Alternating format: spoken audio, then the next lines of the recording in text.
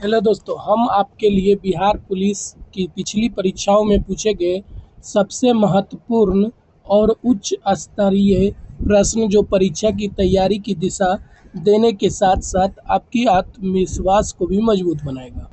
इन सभी प्रश्नों के साथ 4 विकल्प और विस्तृत व्याख्या दी गई है, जिससे आप सिर्फ उत्तर ही नहीं बल्कि उसका तार्किक कारण भी समझ सकते हैं। तो चलिए वीडियो शुरू करते हैं और देखते हैं आज का पहला प्रश्न। पहला प्रश्न है कि संविधान की 8वीं अनुसूची में वर्तमान में कुल कितनी भाषाएं शामिल हैं? तो कितनी भाषाएं शामिल हैं? तो इसका ऑप्शन होगा ऑप्शन बी 22।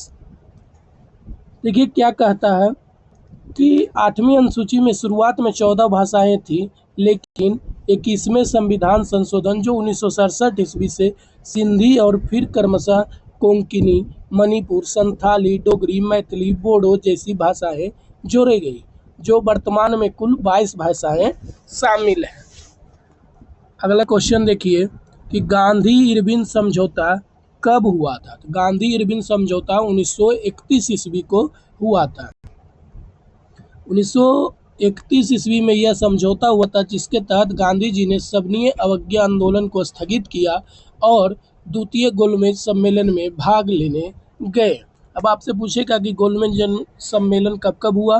तो 1930, 31 और 32।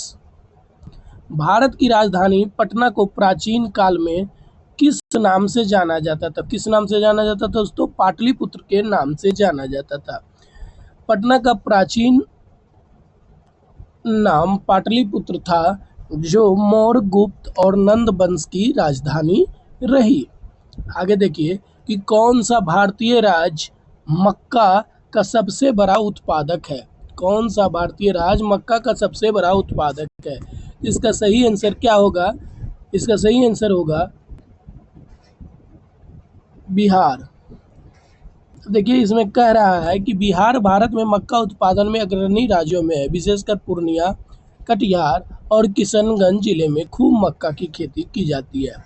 देखिए पूछ रहा है कि भारतीय संविधान अनुच्छेद 368 किससे संबंधित है? तो किससे संबंधित है दोस्तों? तो यह ऑप्शन बी संविधान संशोधन प्रक्रिया से संबंधित है, अनुच्छेद 368।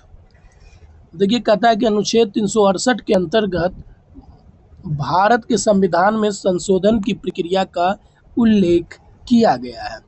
दोस्तों ये सारे क्वेश्चन काफ़ी महत्वपूर्ण है, तो वीडियो पूरा जरूर देखिएगा। छोटा सा ये वीडियो है।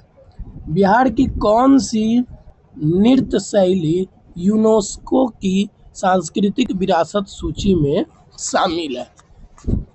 जट जाटिन, झिझिया, छाऊ या सत्संगीत? इसका सही आंसर होगा ऑप्शन सी छाऊ।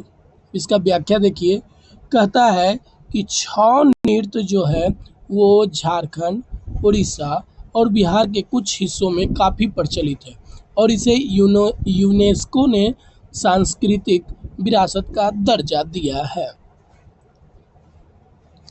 आगे देखिए क्या कर रहा है कि भारतीय पुलिस सेवा, इंडियन पुलिस सर्विस जो आईपीएस है, की स्थापना कब की गई थी? कब की गई थी दोस्तों? तो 1948 ईस्वी में आईपीएस की स्थापना की गई थी।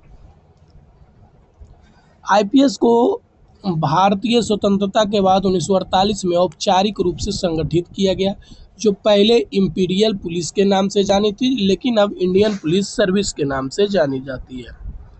अगला देखिए कि बिहार में विक्रमशिला विश्वविद्यालय की स्थापना किस शासक ने की थी? तो किस शासक ने की थी? ऑप्शन सी धर्मपाल ने की थी। अब इसका देखिए सही व्याख्या क्या है कि पाल वंश के संस्थापक पाल वंश के जो धर्मपाल थे, उन्होंने 8वीं शताब्दी में विक्रमशिला विश्वविद्यालय की स्थापना की थी।